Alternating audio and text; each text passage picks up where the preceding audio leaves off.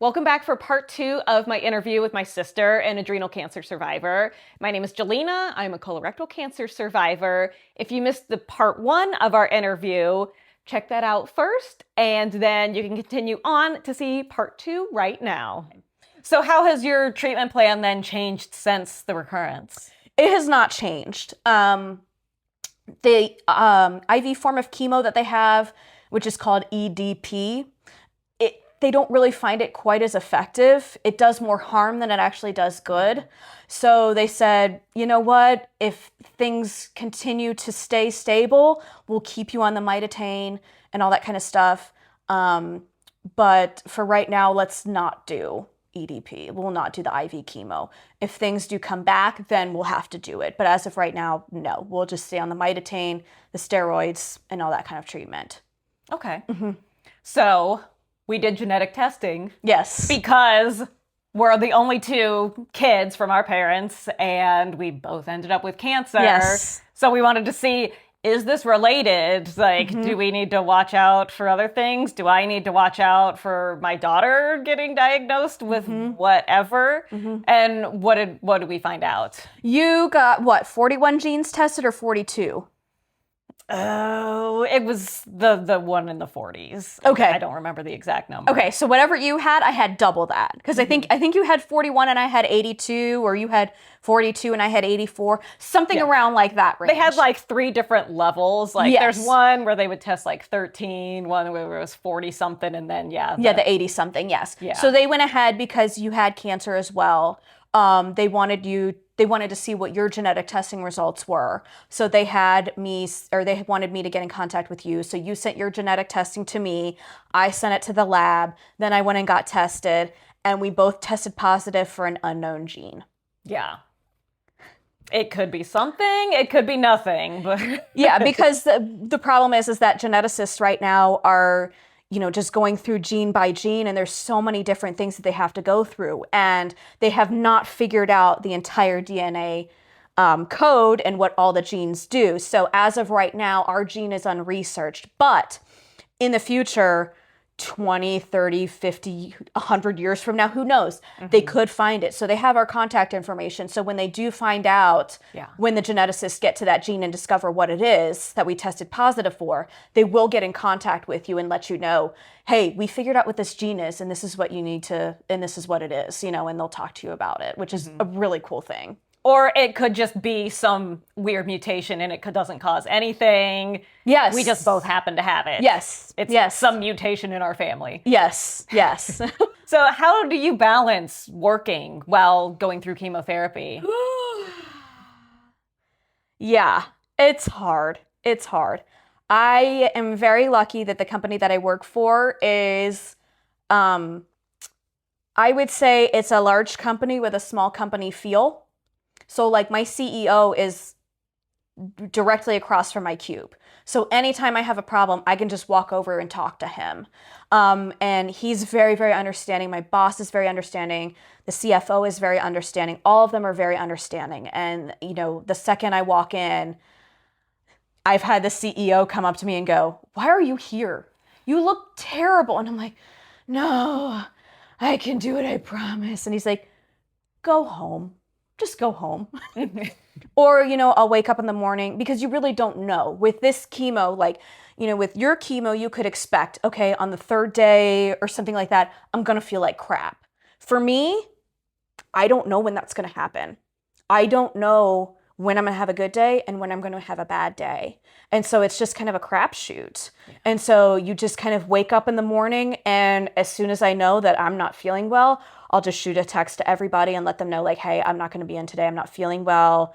Or, hey, I need to sleep in a few hours. And I am incredibly grateful to have that, because I've been at other jobs that are corporate where they're very like, this is when you clock in, this is when you clock out, this is how many PTO days you have, this is how many sick days you have. You take over that, you don't get paid.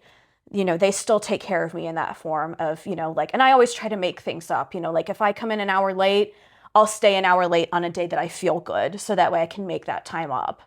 And again, they are very, very generous. Like when I was recovering from both of my surgeries, they allowed me to take my basically my office home with me. And I was able to work from home as I recovered from both surgeries as well. Nice. Yes, yes. But there are times when people will look at me and go, you don't look very good. You should probably go home. And I'm like, yeah, I guess I should. I shouldn't try to muscle through. But sometimes you do, because when you don't feel well every day, you kind of just have to pick and choose. Like, well, on a scale of 1 to 10, like, how bad do I feel today? Can I muscle through and make it through the day? Or do I need to sleep in for a little bit and I'll be okay? Or is this the day where I just forget it, can't do anything? Yeah. So I've been very, very lucky with my job. How has your diagnosis changed your life? It's changed it in a lot of ways. At first, it changed my life in a bad way. I didn't feel a sense of why anymore. Like, why should I fight? Why do I even want to do this? This is so rare. Nobody knows anything about it. I'm never going to be cured. I don't know what's going to happen. The survival rate for 5 years is only 38%. So technically next year I'm supposed to be dead, and I'm still killing it, So this is it was very hard to wrestle with at the beginning, but that led me to therapy. And therapy has changed my life. Therapy has allowed me to reframe bad moments in my life. It's not like, oh, you're sick today. It's like, no, you're doing too much and your body needs rest. You need to listen to it. Or I'm really frustrated because I can't remember because of chemo brain. And it's like, again, rest. Take care of yourself. Do something mindless. Come home from work and just completely unplug from whatever you're thinking about from your day. It's also given me a renewed sense of life, because for a while there, I was kind of stuck in autopilot, I feel like. And it kind of allowed me to go out and explore. It gave me a sense of urgency. Like, I haven't been to all of these states in the United States. I got to go now. We got to go. We got to start making travel plans, we got to go. So one of the first things I did was okay, we need to set a goal every year of going on some big trip, just my husband and myself, and then also planning my big end of chemo trip, which is a trip to Europe that I'm planning, of going over there for 2 weeks and visiting one of my friends that is in England, who's been a really huge supporter of mine. And just to go out there and see the world. It's really encouraged me to go out there. And it's kind of encouraged me a little bit to let go financially. There's I'm kind of learning the fine balance between saving money for the future, but also treat yourself. Go out and do that thing that you like. I'm a person of experience. Some people may be, they love purses, they love, shoes, they love these expensive clothes, they love going to expensive places to eat or whatever like that. I just like to go see things. I want to go travel. I want the experience. I want to have that. That's something that I want to do. So that's something that I've really, really focused on as being my life-changing kind of thing. And also, you've really inspired me with your YouTube channel and your Instagram. And so when I was diagnosed, I said, I don't want other people to feel alone. Just like you said, I don't want anybody to go through this alone. I want people to see what's going on. I want people to see the real side. I don't want people to see the sugar-coated, oh my gosh, I feel so great today. Everything's fantastic. Rainbows, butterflies, kittens. It's crappy. And you show that on your channel. And I was like, I want to do the same thing. I just don't have the time to do a YouTube channel. So I started my own Instagram page, Janelle with ACC. And I just take, little snapshots every day of just kind of what's going on in my life, what I'm doing, where I've been going. I'll even post how I'm feeling. Before I got on an antidepressant, you can see my complete mental crash out on Instagram of how I went from normal to being I can't stand life. All of that is documented just because I want people to see what's going on in my life and that this, how I treat the side effects and the symptoms, how I handle the bad days, how I handle the good days, and just showing people that they're not alone. When you are a 1 in a million cancer, there's not a lot of people out there.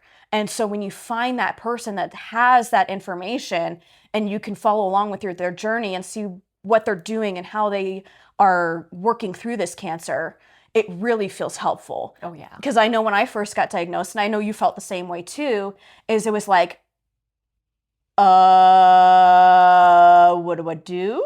Who do I talk to?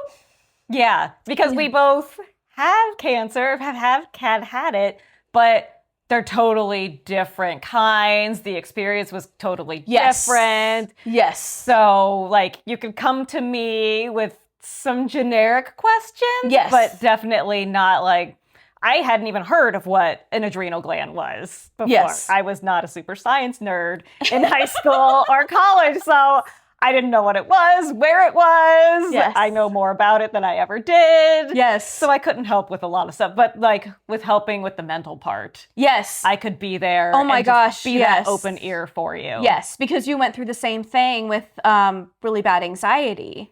And so, I helped you through that, and you helped me through like the tears and the crying and like, oh my gosh, I can't believe this just happened to me. And you were the one who kind of like brought me down off the edge and was like, let it out.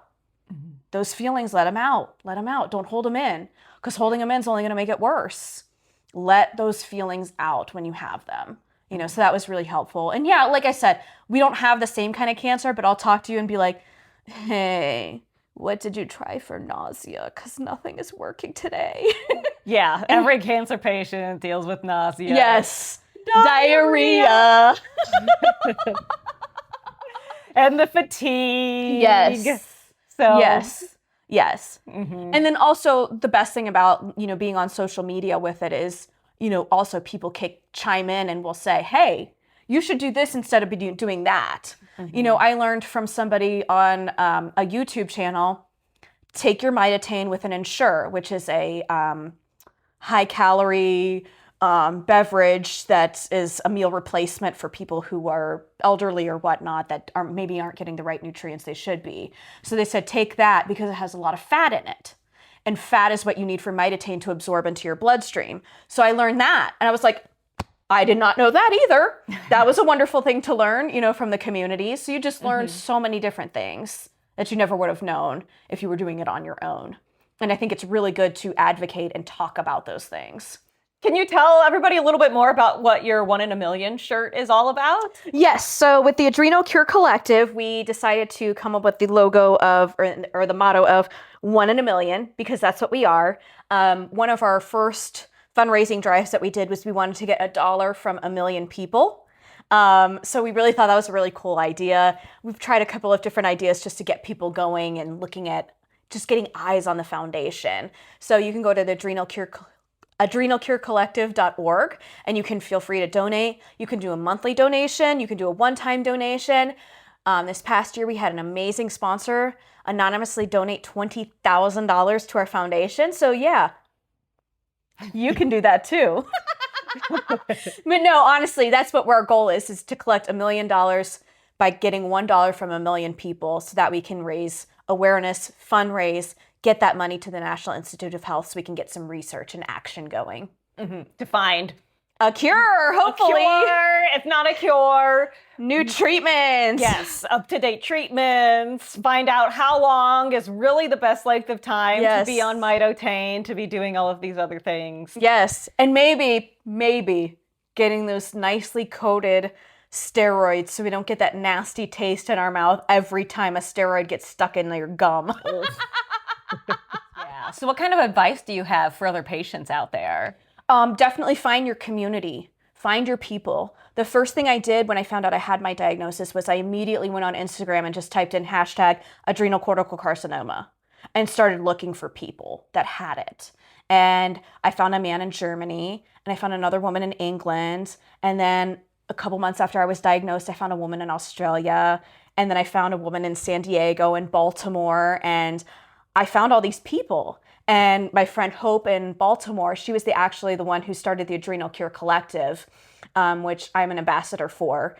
And so I, do as much as I can on my Instagram to post about adrenal cancer and link our cause, because again, we are 1 in a million, and we do have to fundraise, and we have to show people that we need this. We need this money. We need this money to help all of these individuals that have this going on. So that's been very, very helpful, is finding your community and finding your people that you can be completely, totally, and brutally honest with and not have any judgment. Like my friend from England, I will tell her like everything. I'm like, oh my gosh, I've had the worst diarrhea today. Oh my gosh, it's terrible. And she's like, oh, I know, it's terrible. It's awful. We can commiserate with each other, but we can also celebrate each other's victories, and we are a very tight community as well. And so when one of us does pass away, it hits really, really hard, because that's one of our family members, it almost feels like, so it's very hard to, have that balance. I remember I called you for the first time. One of my adrenal cancer friends passed away, and I was like, she's an internet friend, and I'm sitting here sobbing in my car. And she's like, and you were like, no, that's valid. Mm-hmm. That's completely valid. Those internet people are your friends. They really do mean a lot to you, when you're talking to them almost every day about things. You have that connection and you feel that. Yeah.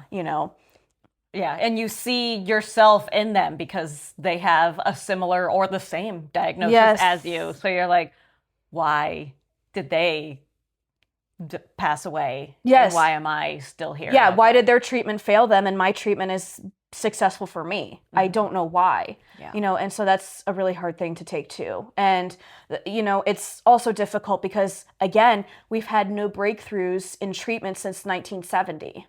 So there's nothing like new and upcoming that's like, oh, this is going to be the cure-all for everything. It's like we just kind of like hang on with like a hope and a string, just like, okay, maybe this works, maybe it doesn't, and so the treatment fails for some people and it really works for other people. And it sucks, because I'm sure you've gone through the same thing too. People have gone through FOLFOX and they're like, you've been successful, and other people, it has not worked for them, which has been painful too. So that's kind of the hard part about opening yourself up to people.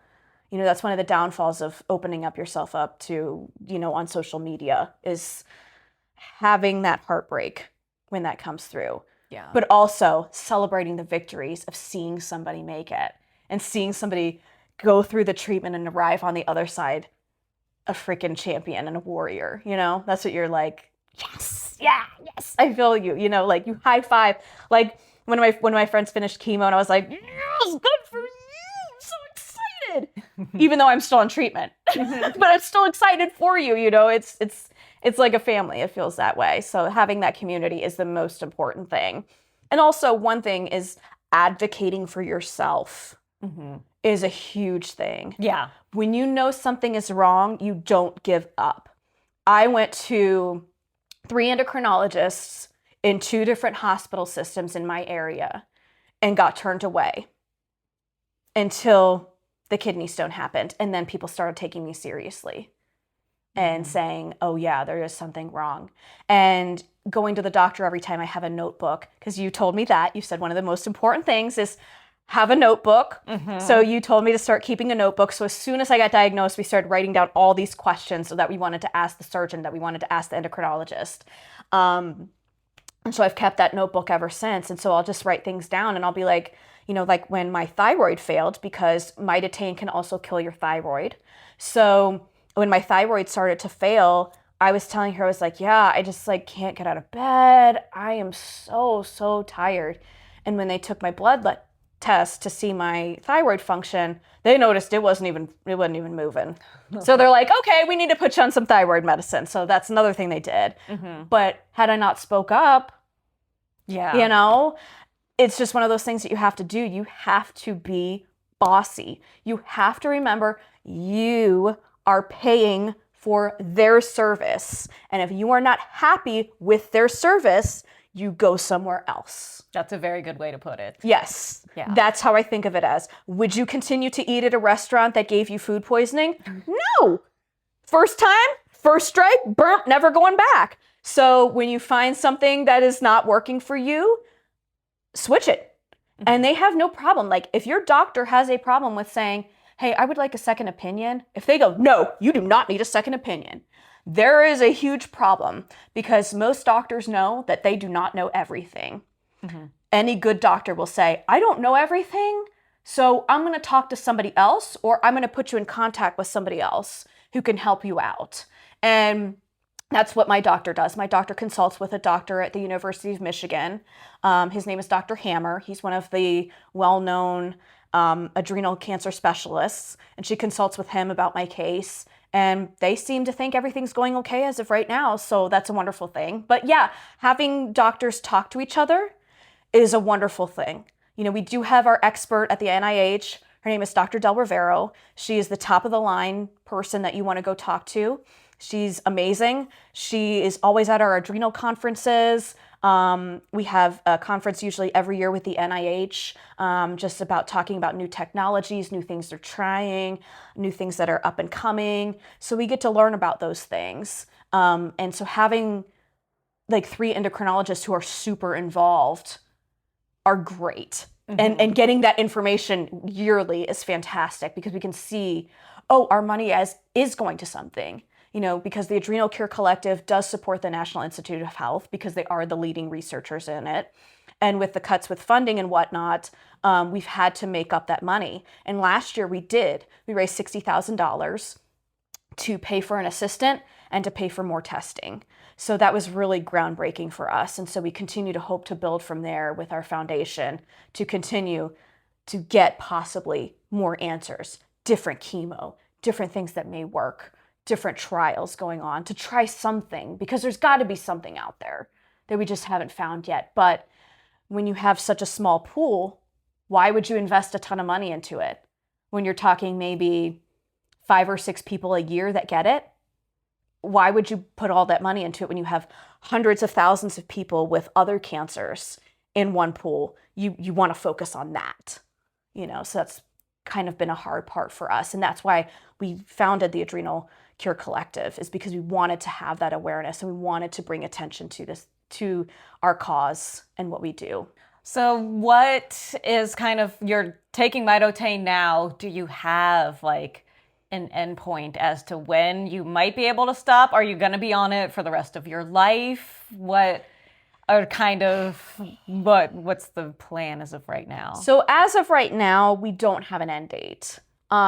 Usually the normal prescription date is 5 years, but they can go on if you have recurrences, which obviously I did in 2023, which was 2 years after my first initial diagnosis. So hopefully if things stay clean, and I continue to stay clean, no evidence of disease, that I will be able to get off of it soon, but we don't have an end date as of yet, which would be fantastic, because I would love to put a little calendar on the wall and have a countdown calendar be like, you know, scratch out, you know, like for you, you knew you were getting X amount of treatments in chemo or X amount of radiation treatments. For us, it's just like, well, yeah, take it and let's go. It's hard not having an end date. Oh, absolutely. Sure. Absolutely. Because it's so defeating. It's so defeating. It's like, when is this going to end? Am I going to be on this forever? And there are people who have to be on it because they just continue to get recurrences. Another thing that is goes on with our cancer is something called Li-Fraumeni disease, and it's tested with genetic testing. And if you have Li-Fraumeni disease, it starts with adrenal cancer, but it's something that continues, like you'll continuously have cancer all over your body. There are people who've had breast cancer, brain cancer, you know, tons of other cancers that they've also had to treat at the same time, but it just keeps coming up. So they have to keep continuously treating the adrenal cancer plus the additional cancer on top of it. So they're taking Mitotane and they're getting radiation. They're taking Mitotane and another chemo for something else that's going on with them. So, you know, we just don't know. I guess it's just to a point where they're comfortable with how the scans are going and how the blood work looks, that they finally say, okay, I think we're good and we can start taking you off and easing you off those medications. Yeah, because it was 2 years after your diagnosis that you had the nodules in your lungs. Yes. And it's been slightly over 2 years since you've had that, and you've been clear since then. Yes. Yes, I have. Yes. So they felt confident, and they've actually bumped my scans back from 3 months to 6 months, and now they've bumped it to 6 months to 9 months. But I will still get my blood work done every 6 months just to check on the mitotane level, because that's what they really want to monitor, is to see if it's getting into my system, if it's being effective, if it's doing its job. That's right, because you get different doses, or depending on how it is absorbed, so they look like, for me, I believe the FolFox was given out like based on like my weight. That's how they determined the dosage. But for you, how do they determine that dosage then? It's basically, you start off with one pill a day, one pill in the morning or one pill at night, whatever you want to do. You start with one pill. Some doctors start really aggressive. My doctor did, and I had a ton of side effects and a ton of issues. I broke out in a rash. I had hives all over my body. And so she said, okay, let's back it down. Let's start with one pill a day, one time a day, and then we'll up in 2 weeks, and then they want you to continue to up the pills until you get to that certain level. So the range is usually between a 10 and a 14. So it's like the concentration of it in your bloodstream. Yes. So they want it in between those double digits. And so if you're not in those double digits, they want you to continue to add a pill. But my doctor also said, remember, quality of life is more important. I want you to be able to have a life. I don't want you to be sitting in bed every single day, sick. Since you're doing this for years. Yes, since you're doing this for years, it's a marathon, not a sprint. Let's not burn yourself out right away, and then you don't want to take it anymore. Let's, if you need to take a break, take a break. Like when I went to Las Vegas and Arizona, I did not take my mitotane with me because I was like, first off, how am I going to get Ensure on a plane? Or where am I going to buy Ensure in Las Vegas? Because who is looking for Ensure in Las Vegas? They're looking for liquor, they're looking for beer, they're looking for anything but Ensure. And then I was like, well, how much fat am I going to be intaking every day? Because I know at home how much fat I'm intaking, and I know exactly how much it is. And I'm like, okay, I don't need to eat more, I need to eat less, whatever. I know exactly what I'm taking. But there are some people that, for me, I'm on 2 pills in the morning, 2 pills in the evening, and mine has stayed relatively close to the double digits. There are other people, like my friend Hope, who's on 11 pills a day and has never hit the double digits. Wow. So it really just depends on your body type, and it has no rhyme or reason as to why, somebody the same size as me takes so much more steroids or so much more mitotane, and I don't. And then my friend in England, she took no steroids and took mitotane. So I'm like, it makes no sense on your body composition. And even like I made a post about like all the medications that I take morning, afternoon, and night. And a lot of people were like, oh my gosh, you take a lot less steroids than I do, or you take way more steroids than I do. So it's just kind of eye-opening to see how everybody's body really reacts to it. Because there are people that are my size that take more or less. So there's no rhyme or reason as to why. So all we can do is just eat a lot of fat, get a lot of fat in your diet. Great ways to get fat in your diet: avocados, nuts have a lot of fat in them. And if you have to resort to, some junky food because you're not feeling good, my go-to is McDonald's French fries when I'm really, really sick. I don't know why, but salty McDonald's French fries with a Diet Coke just makes life so much better, and I feel like a human again. But that's some bad fats. But yes, we do balance it out with good fats as well. So it's just kind of, I don't know. I guess it's just what people eat, their body chemistry. It really just completely depends. Do you have anything else that we didn't hit that you'd like to share? Don't ever hesitate to reach out for help. There are so many resources out there. Like, there are resources for mental health. My hospital offers a lot of wellness things. So like I can go up and I can schedule an appointment. I can get acupuncture, I can get a massage, I can do music therapy, I can do art therapy, I can do all those things. If you haven't had a therapist, I highly recommend you get one, because this is a very traumatic event in your life. This is like, to me, it felt like the death of my old life and the beginning of my new life. Of, blood work, tests, scans. When is it going to come back? Is it going to come back? you know, it was that constant worry. So talking to somebody and letting that out was really, really helpful to me. You know, for some people it may not, but for me it really helped. And just finding your community and finding those people that you can feel at ease with talking to them about. Like, there are people that I can talk to, some of them, you know, I can talk to some people about some things, and then there are other people where I can get real down and dirty with and be like, I have been pooping all day, I can't stop. But you know, some people don't want to hear that. So it's like, you have to be careful with your audience. So yeah, it just kind of depends. But finding your community, once I found my community and I found my people, was like, oh, thank goodness. There are other people out there that are going through this. There are other people who understand what I'm going through. There are other people that get it. So finding that community has been very, very helpful. And even if you're somebody who's like, well, I don't need that, I don't need that. Yes, you do. You absolutely do. You cannot do this alone. Especially if this is for you and I. We were the first in our family to really have cancer. I mean, our grandfather had cancer, but it was pretty obvious from smoking unfiltered cigarettes and drinking for so many years as to why he got cancer. And we were 7 and 9 years old. When he passed away. So we didn't really know until you got it. And then we were like, okay. And then I fully immersed myself in it of like, okay, what do we need to do? What is the treatment? What are they doing? How do we do this? You know, you were having problems with I remember, what was it? You were having problems with something, getting something up in your blood work. And I said, eat pumpkin. My platelets. Yes. And so I said, eat pumpkin. And you were like, okay, I'm eating all the pumpkin. So you ate a bunch of pumpkin. And sure enough, boop, your levels went up next time they tested them and you were able to get your chemo. So, you know, I'm a science nerd. My major was in science. So health science, I should say.